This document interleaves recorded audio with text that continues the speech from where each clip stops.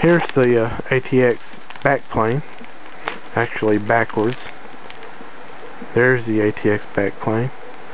As you can see, this board is, if you look closely, this board is actually partially legacy free in that it only has a port for what I'm imagining is going to be the keyboard right here on the left. It does not have a PS2 mouse port. Interesting, very interesting. Just has USB ports above it, and then of course it has two USB ports above that. Then it has, looks like it has 1, 2, 3, 4, 5, 6 more USB ports, 2.0 ports. Right there is going to be an Ethernet, and then 3 ports for the onboard audio. Interesting. So here is our Gigabyte P55 UD3L. Turn it around here so you can see it front ways. We have 4 DDR3 memory slots, standard 24-pin power connector, a 4-pin EPS 12-volt connector. Look, it has, I see 1, 2, 3, 4, 5, 6 phase power circuitry. It might be 8 phase. Oh no, it's a little odd looking, but at least it's all solid capacitors throughout the motherboard, as a matter of fact, which is good. A lot of the low-end motherboard manufacturers, kind of like ECS and BioStar, are using solid capacitors for power regulation circuitry, which is good, mainly because that's where all the heat's generated. But then they cheap out and use electrolytic capacitors, which is the old style that kind of look like little cans or batteries, and that ends up being pretty bad. Here we can see some power regulation circuitry for what I'm imagining is either the memory slots or the PCI Express slot. We actually have 2 PCI Express slots, so this board does support Crossfire, which will be interesting if Kevin does get heavy into gaming and he wants some more horsepower, or if he wants to do iFinity, which is multiple monitor immersion. Then he can throw another 4850 in here and have Crossfire. So that's pretty cool. Standard low-end Gigabyte motherboard heat sinks. Definitely not as heat sinked as my P45D or P45 UD3P is. It's got heat sinks all over the board. This one has just this one little heat sink over the MCH. We no longer have a north bridge and a south bridge because the CPU pretty much takes care of everything the north bridge did in the past. So we just have the south bridge that takes care of all your PCI slots and peripherals. And if you look here, we have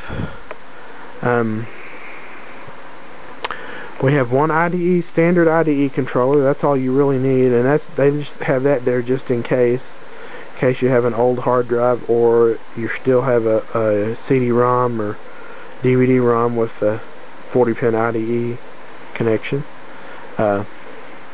Then we have 1, 2, 3, 4, 5, 6 serial ATA connections. What else do we have? Actually, we have 7, 8 serial ATA connections. How about that? White signifies that they're on a different controller, so I'm sure this has a J Micron or something extra controller that secondary to the primary one that's on the MCH here.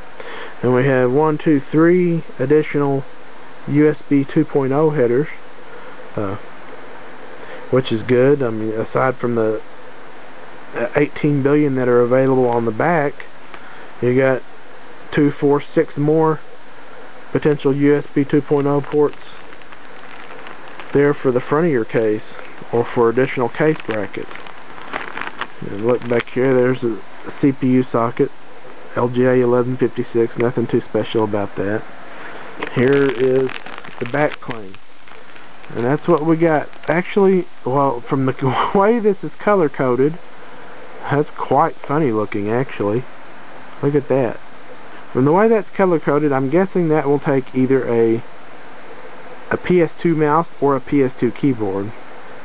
And it's not really surprising, because most motherboards nowadays that even the ones that have two, you know, one for USB, one for a keyboard and one for a mouse, will actually, you can plug them into either port and they'll auto negotiate and figure out whether you have a mouse or a keyboard plugged in. So oh, maybe there's some kind of splitter in there that lets you split this off into two PS2 ports, but it doesn't matter, because most keyboards and mice we're using, well, definitely mice are USB. Keyboards, a lot of us are still sticking to PS2 style, but a lot of us have moved to USB too.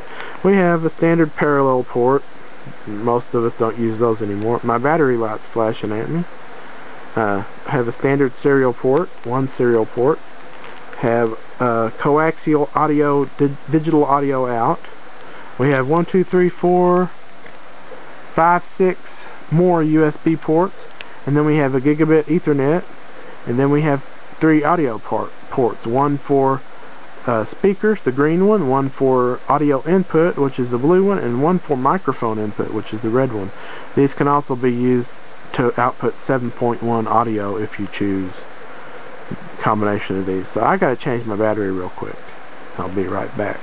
Okay, fresh battery. So what else do we see on the motherboard? It's hard to believe that this is actually the lower end of Gigabyte's lineup. We have our usual SPDIF, which is digital audio. We also have an old style audio bracket for transferring audio to your CD-ROM, which should never even be used anymore. That should all be digital. Way back tucked over here, which kind of makes sense. I'm surprised motherboard makers haven't done this before, but if you can see this right here, I'll see if I can zoom in a little bit. That little green motherboard header right there is actually for the front panel audio. It makes sense that they would finally start putting it over here by the audio. Usually on most motherboards you find it way down here or way over there. You wouldn't be surprised. Let's see how many fan connections we have. I'm seeing 1, 2, 3. Oh, this one's for the CPU fan. I moved that a little bit. 99% of the time you find the CPU fan and header way up here. It's down here. This one would be system fan, which is basically just a chassis fan or a video card fan. That's a 3-pin standard fan header. This one is a 4-pin header, which can be used for pulse width modulation fans, which is what's on the Intel stock heatsink, or it can be used for regular fans. Here's another PWM fan header. Here's another regular fan header, 3-pin fan header. So, got lots of room for fans. And as you can see here, the board tattoos, the Gigabyte GA-B55-UD3L. It's PCI Express 2.0, 2-ounce copper PCB, ultra durable dual BIOS, which the dual BIOS thing is nice. Gigabit LAN, Crossfire X is supported, dynamic energy saver, USB 2.0, we know all that. And then we have our wonderful color-coded motherboard header. This is for the front panel header, front panel reset switch, power switch, power LED and hard drive LED, which absolutely makes no sense. Gigabyte's color coding it makes absolutely no sense. You end up having to look at the manual or try and read these tiny tattoos on the motherboard to figure out what the hell you're doing. So, without further ado, I'm gonna drop this into the case.